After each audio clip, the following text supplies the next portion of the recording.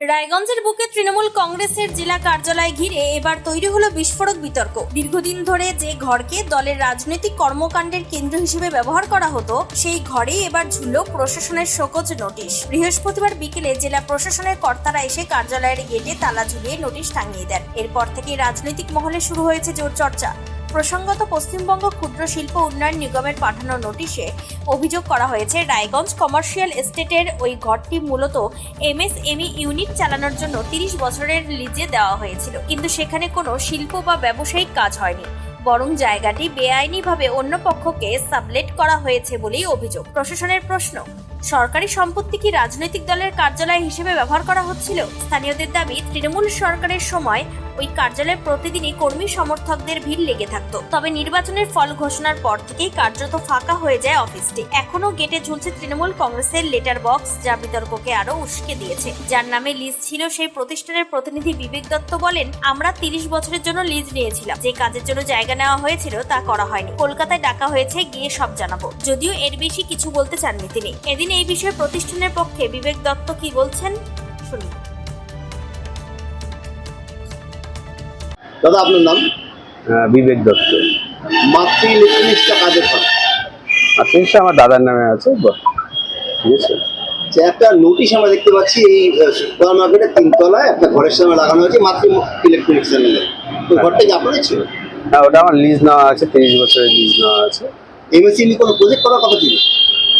ওখানে আমি মানে তখন তো ভোডাফোনের ডিস্ট্রিবিউশন ছিল, তো আমার আমি ভাবছিলাম মানে ভোডাফোনের অফিস করবো আর কি, সেই হিসেবে নিয়েছিলাম। তো পরবর্তীকালে ভোডাফোন আমার ছেড়ে দিই আর কি, সে দেওয়ার পরে এখন যে ফাঁকাই আছে আর কি করে। তো তারপর আর কোনো কিছু করা হয়নি। ওখানটা নোটিশ কেন করবো? ওরা একটা নোটিশ দিয়েছে আমাকে, বলছে আমি নাকি ওখানটা অন্য কোনো পার্টিকে অ্যাক্সেস দিচ্ছি, তো সেরকম কোনো ব্যাপার নেই।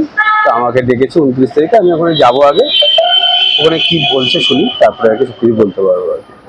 ওখানে তো আমরা দলীয় কার্যালয় দেখেছি, দলীয় কার্যালয় কি ভাড়া টাড়া দিত আপনাকে? না না, এরকম কোনো ব্যাপার নেই।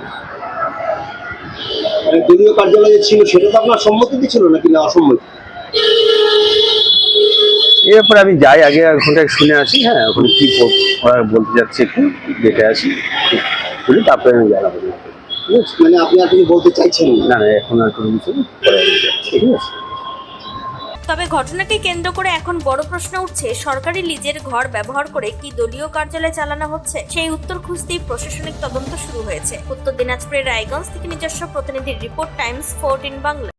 মুখের উজ্জ্বলতা হারিয়ে গেছে, স্পট পড়ে গেছে, ব্রণ ভর্তি, তাই আর দেরি না করে আজই আসুন রায়গঞ্জের চণ্ডীতলায় হেলথ প্লাস মাল্টি স্পেশালিটি ক্লিনিকে এবং এখানে পান অভিজ্ঞ ডাক্তার দ্বারা ফ্রি স্কিন টেস্ট। আরো বিস্তারিত জানতে যোগাযোগ করুন 9674895169 এই নম্বরে।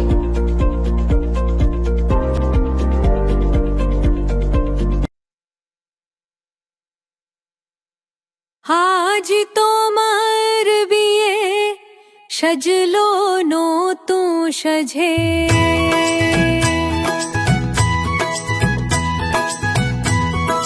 সবার মনেতে আনন্দ,